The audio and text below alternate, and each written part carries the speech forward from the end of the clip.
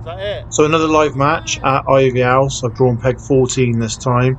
Not really the best of areas, to be honest. However, saying that, I believe the week after, or the next match after this one, Dave Wilmot comes second, fishing maggots, I think halfway, 3/4 away across. So just goes to show that, you know, even some of the so-called poorer pegs can obviously throw up. Now, I've still gone down the pellet line, and maybe that was one of my downfalls on today's match. Started short and really disappointed I didn't catch, but it wasn't surprising because we had a proper frost, and as you can see from the video footage, it is actually quite foggy. It is cold, believe it or not. Not freezing cold, but pretty cold. If you watch my previous videos, as you know, when I fish herring, I always like to start short. In hindsight, maybe I should have gone straight away long, but the trouble is you risk maybe missing out on a few fish, and also you want your peg to last as long as possible. So I had to do it. I felt, even though I just contradicted myself slightly, Frank Donachie next to me on peg 13s had a couple of fish short, but after 6 minutes, 7 minutes, I felt I had to go long. So as you can probably tell by the footage, it's actually been speeded up. Once the sun broke through, it was actually quite a nice day. I wish I could have, should have adjusted my camera settings. As you can see, it's way too bright, so the actual video footage now is not the best, but hey ho, just chucked on a tripod, and the match is actually more important than me actually filming, to be honest, so sorry guys.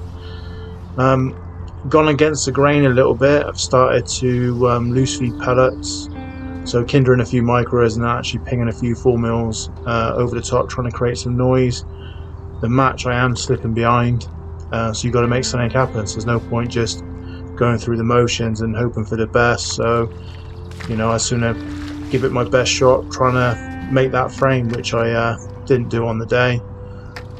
Fell quite a bit short, to be honest with you. Fished the last few pellet, 4 mil, much better.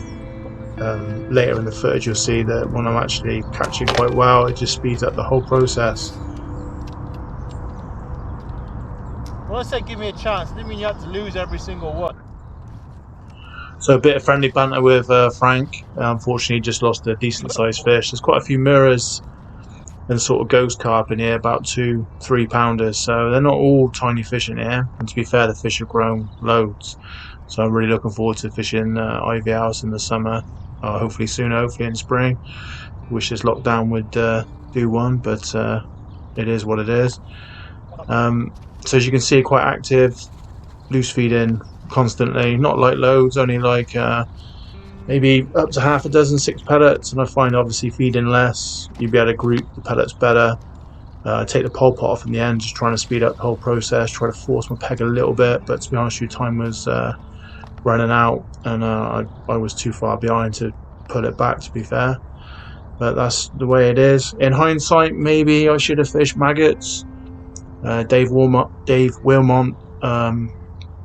following match, he actually comes second off this peg, so you can't keep always blaming the draw. So therefore, in hindsight, maybe I shouldn't have been so narrow-minded just to fish pellets. So you live and learn. I hope you've enjoyed the video.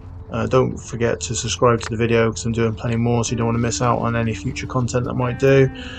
Try not to get too many adverts in my videos, so I want you to actually enjoy it rather than having loads of adverts interrupt your viewing. I'll catch you soon. Take care. Bye.